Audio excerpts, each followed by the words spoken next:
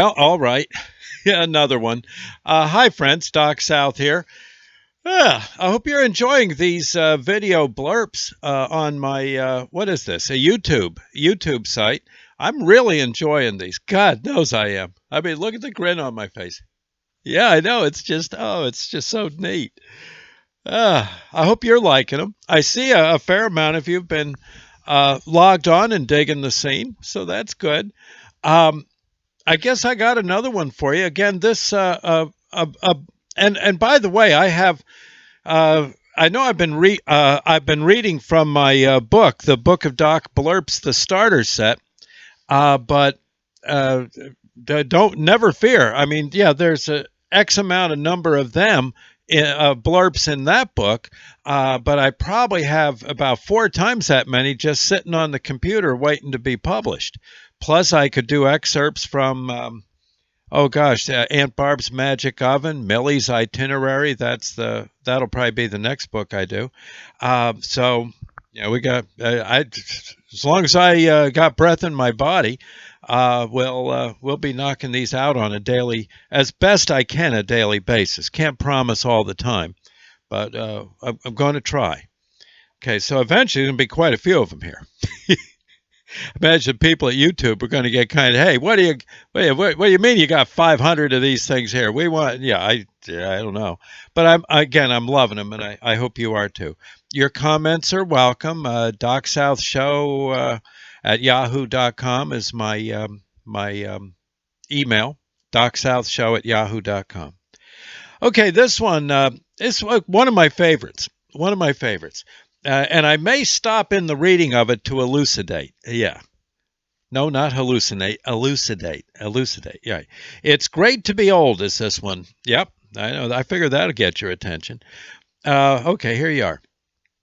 I had a ball after my gig at the Chatterbox the other night. It was probably the Wanderers cruise night. I'm sure that's what I was doing that night. I had everything almost packed up, sausage and pepper sandwich in the bag, sitting on the front seat. I had a nice hot coffee for the ride home. Oh yeah, and full tank of gas, and check engine light was out for a change. All was cool. There were some hot rodders talking near my car. Some folks were staying. I guess they hadn't finished their socializing yet, so they were kind of in lawn chairs sitting around. I think one of them had an Edsel, another one, I think he had about a 60 Ford, something like that. They're all sitting around, and these guys are dressed, even though I don't think they're old enough to have lived in the day. They dress like greasers. Yeah, and which is cool. Nothing wrong with that. And they were talking about the '64 New York World's Fair, and I was just listening a little bit, and soon I couldn't. And they're friends of mine. I hollered out, "Hey, did you guys go there?" And of course, I knew they didn't. They said, "No, we weren't even born yet. Did you go?" And I said, "Well, heck yeah." I said, "I went a lot." Oh, and I said this all full of myself. Oh yeah, I was ready. Next thing I knew, I was surrounded and getting the old third degree, answering question after question. Here's some of them. It was so cool for me. Sure, I was in the GM Pavilion. Yeah. I was in that observation tower too. Sure, I made out in the parking lot, of course. Well, not really. I wasn't too good at finding a date back in those days. Tell you the truth, kind of scrawny, and oh yeah, seemed like all the big guys got the girls. Anyway, but I was on a roll with these guys, and so what? Yeah, so I lied a little. Okay, a little white lie shouldn't hurt. Yeah, they had this running tote board showing how many people were living in the USA. Yeah, I don't know how many. I think it's about 15 people, something like, I don't know.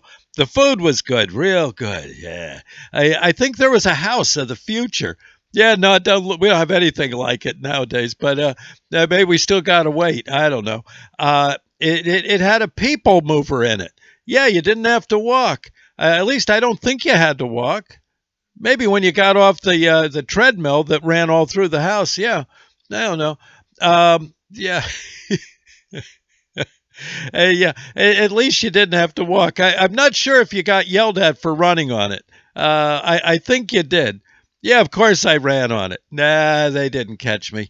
No, I never got thrown out of the. I never got thrown out of the fair. You really had to do something awful to get thrown out. It was beautiful at night. They had fireworks, and the guys, they're all, oh yeah, and I went on with that. I said, that ride at Disney World, it's a small world. They shook their head. Yeah, they'd been there. Well, that was at the 64 World's Fair. I don't think they knew that. Yeah, and they were, whoa. and, the questions wouldn't stop. Oh, it was great. I was there for at least 20 minutes longer and had a good time, a really good time being old. That ride at Disney with oh, I'm sorry, I'm moving this one. Earthquake. No, they had this the small world at what would that be in at Disney World at Epcot.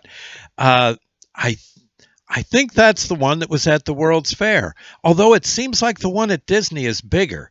It seems. I don't know if it is or not, but it seems. And the bad thing about that ride, it's a lovely ride. You sit in a little gondola.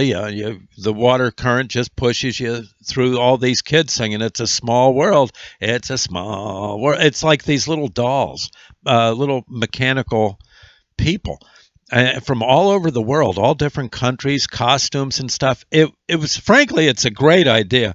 I know when I was a teenager, you had to be cool and act like it was just not hip enough for you. But now that I'm older, I got to say, I kind of like that ride. And you know who didn't want to go on that ride? And we had to just about hog tie her and drag her in, was my granddaughter Sadie. She was at the age where it just didn't seem cool to be on that ride. It wasn't. There was no chance of getting hurt. No fast drops or anything scary. It was just these darn puppets singing. It's a small world. And the thing is, after a while, that song gets in your head. And I know, like, when we finally got back, I think Sandy and I got back to the hotel at Epcot, and I'm looking at Sandy, and she's looking kind of funny. I said, "What's the matter?" She says, "I can't get that stupid song out of my head. It's a small world." And I said, "Well, just calm down, dear. That's it. It'll go away in due time." Oh, she says, "I can't. Why'd we go on that ride?" Sadie's mad. She's got the song in her head. And so when we got on Amtrak to go back, eventually it was lunchtime. We get in the dining car, the whole bunch of us, Sunshine, my daughter, Sadie, Sandy, and me. We're in the dining car and sitting waiting for our meal to come. And all of a sudden I'm looking out the window and I said, "Oh, look, it's a small world. It's a small..." And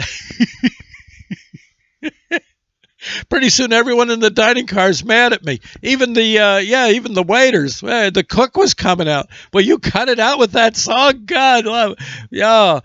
But hey, that's all right. It was a great. I still think it's a great ride. I'd go on it again and again and again if I could. Heck, I'd work there. I tell you. Well, anyway, I guess as you get older, right. No, I didn't go on that one in the Himalayas. My heart. Yeah, the but that other, oh man. Well, anyway, friends, remember it's a small world. I hope you enjoyed, and that's today's blurb for you. And yeah, we'll meet again tomorrow. All right, and tell your friends about this site, will you? Yeah. It'll drive them nuts. Okay. And I think eventually they'll thank you for it. Okay. We'll see you later, and God bless. Okay, bye now. Yeah.